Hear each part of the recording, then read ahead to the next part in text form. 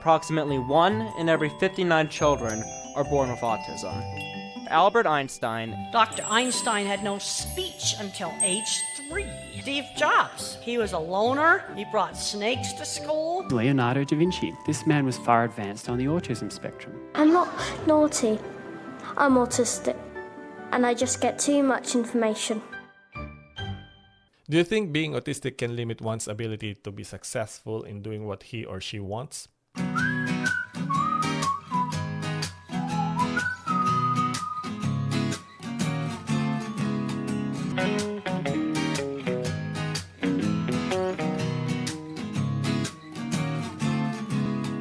This is Lloyd I am, and you're listening to Takiwātanga, Love Not Cure, Exploring Autism One Strength at a Time. This is our third episode for this podcast. Happy to be here again, and which means we're making progress here, right? Good day to everyone who are listening, and in case you are in a different time zone, good evening. And in this episode, I will be sharing another interview I made with Tina and Mackenzie. I am fascinated as always whenever I meet someone who they said has a disability, and in this case Aspergers, which is under the autism spectrum. And while others view it as a disability, but I believe that if someone, regardless of condition, focuses more on strength rather than the weakness, they can achieve greatness. Without taking much of your time, here is Tina and Mackenzie. I hope you enjoy the interview. This amazing guy, Mackenzie, was able to establish his business, the Ratbag Jeweler, from the garage. I hope you will enjoy watching the video and learn something out of it, especially with the strategies and techniques of Tina as a mom who raised a wonderful man, Mackenzie. So without further ado, I would like to introduce you here with me is Mac and Tina. Hello, Tina. Hello. Hello, Mac. Yeah. So how are you doing? Pretty good. Beautiful day. Nice to meet you. Nice to meet you too. Thank you, and I appreciate your time. It's a pleasure. Yeah, A pleasure. yeah. Whatever we can do to support. Tell us about your story, about Mac. We've your come from journey. UK. We've been in New Zealand now for 18 years. Mackie was 4.5 when we came here. Just a very active little boy. He's got an older sister, Kelly. And we started having difficulty in his beginning school years with just socialisation. Little things would creep in where he wasn't mixing like he should do. Would you say that, Mac? Yeah, I mean, not meshing. Not Meshing. making the contacts that you would normally make. He was a little bit delayed in his speech, but we just thought that was a boy, and he was just being probably a bit lazy. And huge frustration, like when they were teaching him the alphabet, he'd get really fed up and say, I'm sick of that Annie apple, meaning I've digested it, because I think their speech is slow. They have a job to converse, then often they're thought of as being probably delayed, but they're not, they're actually advanced. So there's a huge frustration in the way people react with them. He could read a teacher before they understood him, pick up on their unspoken cues, so he knew what they were thinking. It's been a long journey. We have had to fight hard. We don't like to say it's a disability because they're different, but it's almost an unseen disability. And I used to hate saying this, but if they were in a wheelchair, they would get immediate help. Because these children have a difficulty in school and a difficulty with processing, they can't access help easily, not when we were in school anyway. So we used to have to fight very hard for help within the school, because it's very hard for a teacher with 25, 30 children to give them the individualised care that they need. I think the classroom setup wasn't good for them because they don't like bright lights and the noise affects them, and they get bored quickly.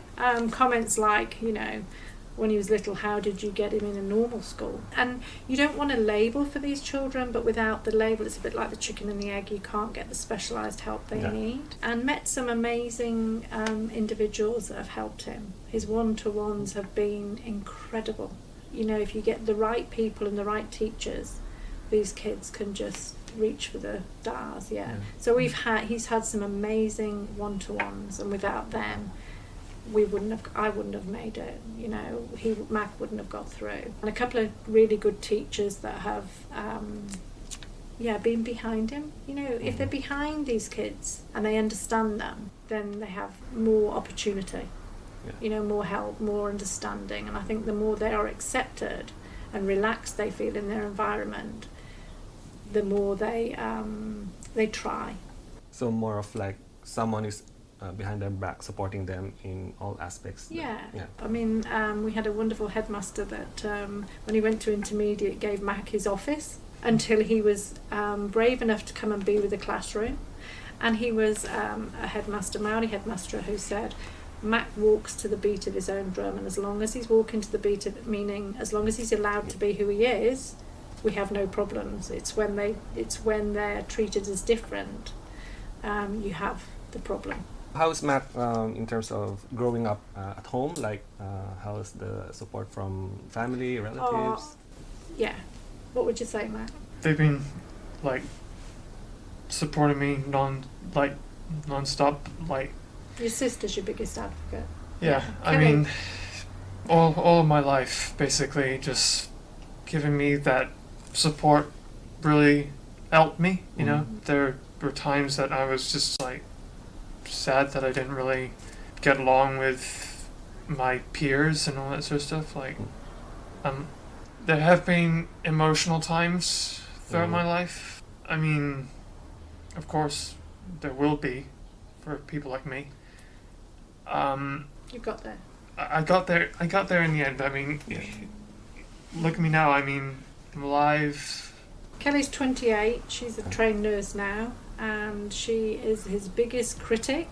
You know, very tough on him, but for the right reasons. She wants him to be as independent in his life as he can. I think as a parent, as a mum, you tend to be you cushion them, you're very protective, whereas Kelly's got that nice balance in the fact that, hey mum, he's got to be set up for life when we're not here. A lot of questions and worries, concerns like parents like us, and what's gonna happen next and all those things. And I saw this video.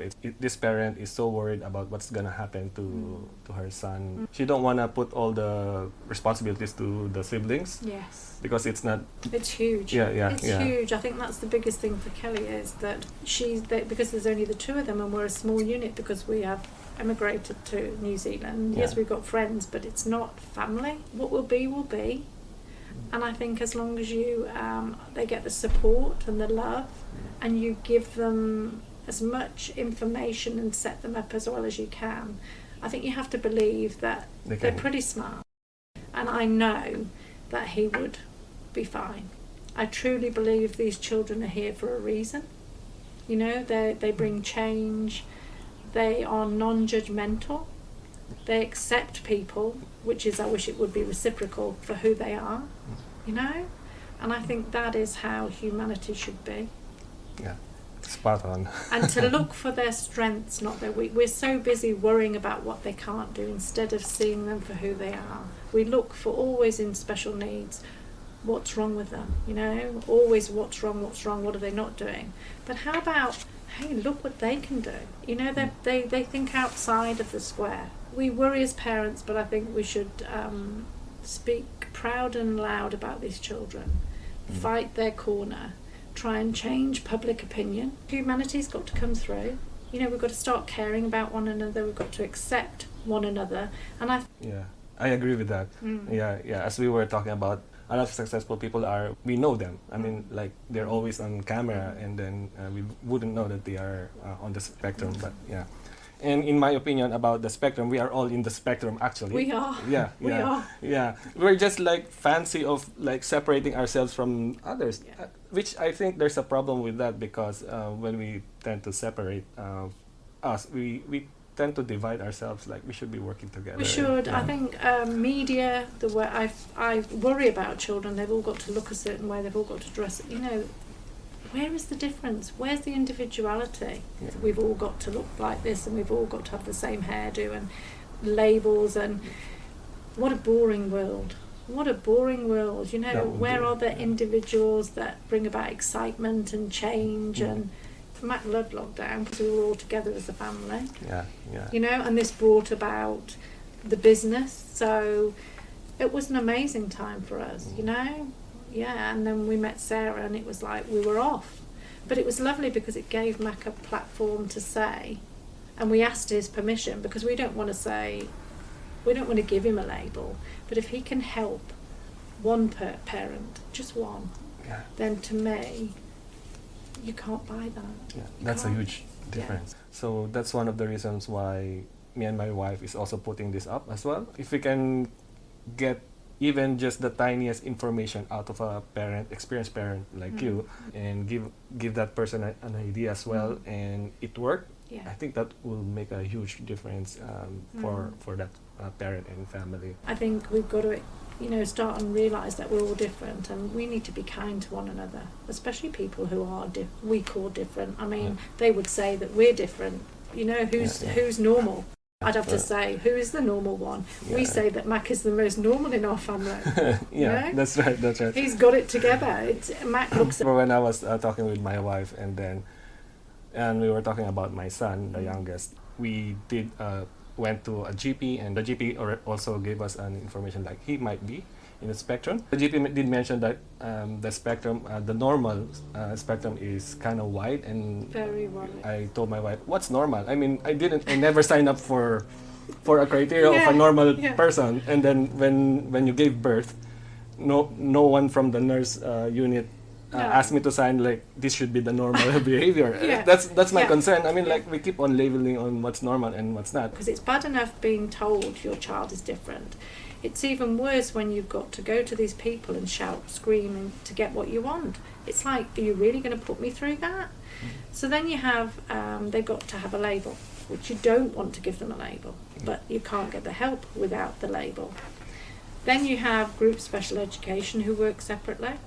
Then you have your RTLBs who work separately. They don't work together. They're all in separate units. They all do their own thing. Then you want to fight for one-to-ones, you know, for the help, but they're limited with funding. You can't have them constantly. You can't build up a rapport with them. Then you go through, they're put through mental health, which I think is not where they sit. And you go down the, we're going to medicate this child route, which I fought very, very hard not to do. And he's Mac's not on any medication. Helps to a certain extent, but we're medicating these children to fit in with the other children unless there is a reason, and there's a lot of discussion. It's very open to opinion, but we didn't want to go that route.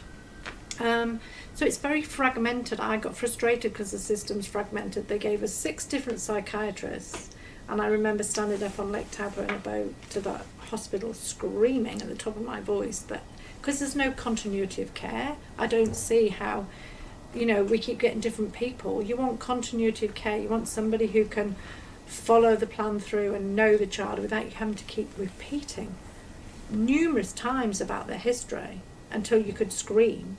You know, there's only so many times you can repeat that. It's an amazing psychiatrist from Hamilton. He put Mac on melatonin, which helped him to sleep. And once he was sleeping, his behaviour just improved and improved and improved.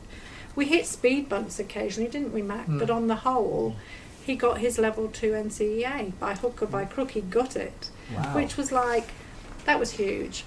But then we hit a bump where he didn't want to stay at school. He could have stayed on an extra year, but he didn't want to be different and be the child that was held back. So I met a psychiatrist, another one from UK that came. He was a specialist in ADHD. And he said, these children are late developers. He said, don't push them through the schooling unit. They often go to university and find their like-minded people at 26 and 27. Let them travel, let them experience life. Don't worry. We see boxes, they see circles. I think we all are different in one way or another on how we see things. Yeah. I mean, I don't know why we're putting labels on. No. I mean, I know, it's hard. It's hard. You don't want it because it hurts. It hurts like a knife, you know. Yeah, like stabbing your chest. Yes. Like, wow. And we think, what have we done wrong? What did we do wrong? You didn't do anything wrong. Nothing. I think children of difference are meant to be here. We can't all be the same. And I think it teaches us to be human, to be kind, to they're here for a reason. Let's say everything happens for a reason. Yeah, it does. Yeah. And our journey's been like that. And even this business where people are getting in touch with us because Mac's given hope. And we're getting amazing stories back. He's given away more rings than he's made. It's a future for Mac that he never really believed he could have. And I think he can take it in whatever direction he wants. Tell me about this business that you have now. Oh yeah, Mac. Grandad came. I mean, the idea came to me a while ago. I thought I was wondering what I could do for a business and all sorts of stuff, like make my business. And I thought, okay. Your granddad came, didn't he? Yeah, Grandin came how many years ago? Grandad came 3 years ago. And what does he do? He is a gunsmith. And an engineer. Yeah, an engineer. So I was thinking, okay, since my family has a long history of blacksmithing and all that sort of stuff, what could I do? And I thought, you know what? I want to make rings. I want to make something. Like do something.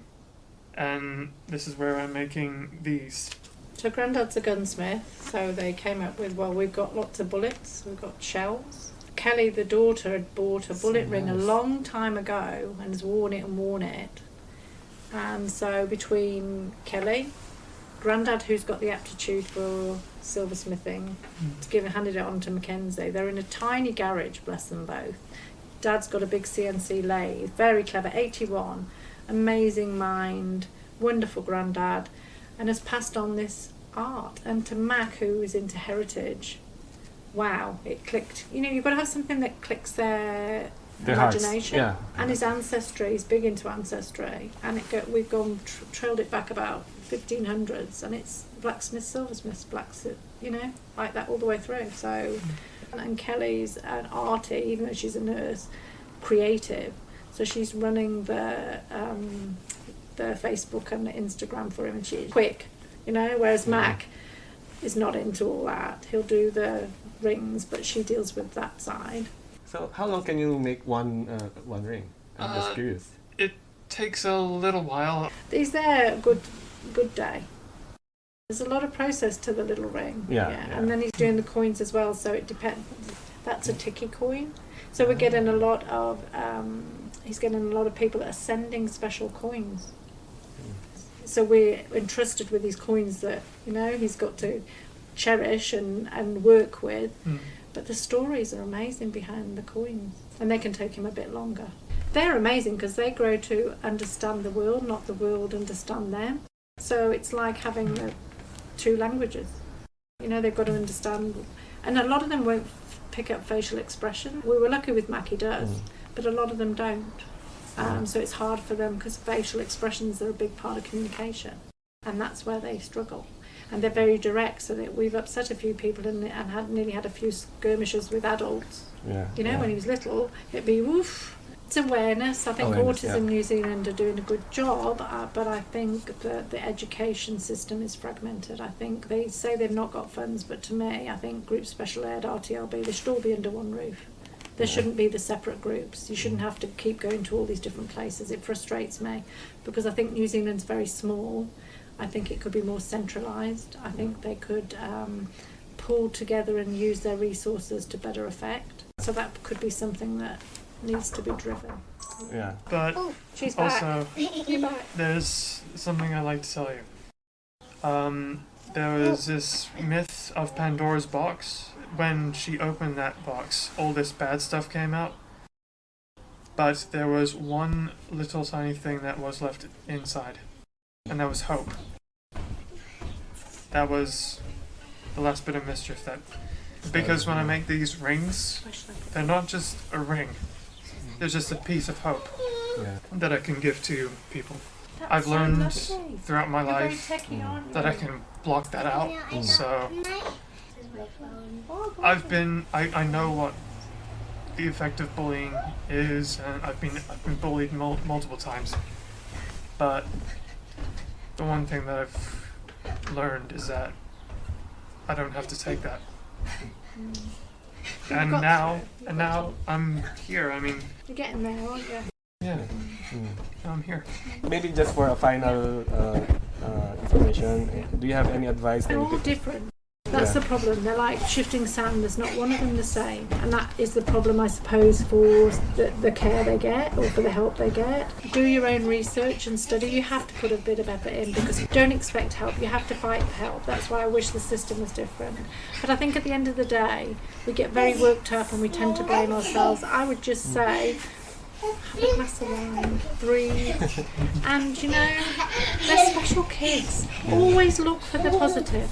Don't let anybody say, when somebody, and I'd be quite straight with them, these kids, I think it's a human right for an education. It's their right as a human being for an education, so you fight hard. And if you don't believe in what the specialist says, or you question them, you go with your gut feeling. And get early intervention. It's proven. So the more help you can get early on, the better. And technology helped Mac. He couldn't write, but as soon as they gave him an iPad, he was off. Opened his world up. So the melatonin plus the iPad was the avenue, the gateway, plus the wonderful, wonderful one-to-ones that I can't thank. If I had $1 million, it wouldn't be enough. Yeah. Find people who will fight your corner with you, and don't beat yourself up. It hurts. It really, I feel, don't. He is. Do you know what? It would never be without him. He teaches every day of our life. He teaches us something, not the other way around. I think our children are here to teach us, not the other way around. He said he picked us from up there. They pick special parents, so you must be special. Yeah. So think of you and your wife as special. Yeah. Because and that sounds a bit crass, but I think you're only given as much as you can handle in life. And you're given it for a reason, and you, I think, will take that baton and run with it. You've got the technology, run with it. So that would be my advice. I hope you have enjoyed the discussion and learned a thing or two from Tina's strategies in nurturing Mackenzie. I remember during the time when I first showed this interview to someone, I was called out because I said that we are all on the spectrum. Don't get me wrong, I mean no harm to anyone's feelings nor trying to discredit the challenges that people on the spectrum are having. There are a lot of things that I believe, and one of them is knowing that we are all on this journey together. When I say we're all on the spectrum, there's only one spectrum that I am aware of, and I call it the human spectrum. We are all human beings here, and all we want is for everyone to achieve greatness and support each other or help one another to go further. This is a no judgment podcast, and let's all just be human beings here, and let's all work together. For our next episode, I'll be talking about the things that me and my wife are currently looking into, and the different ideas that we are currently working on. And maybe you can also leverage on those ideas as parents and carers. If you have any questions or you have any topic in mind, let us know, and we'll find a way to publish them as part of this podcast. Every tangata phay Takiwātanga, or person with autism, is different. If you fail with one strategy, don't stop. Keep moving forward. Always remember that for every failure you encounter is one step closer to your success. Thanks for tuning in. Until next time, Memuto te whakawa haere. Let's stop judging others. Me mahi tahi tato. Let's all work together. Kia maya, kia kaha, be brave and be strong.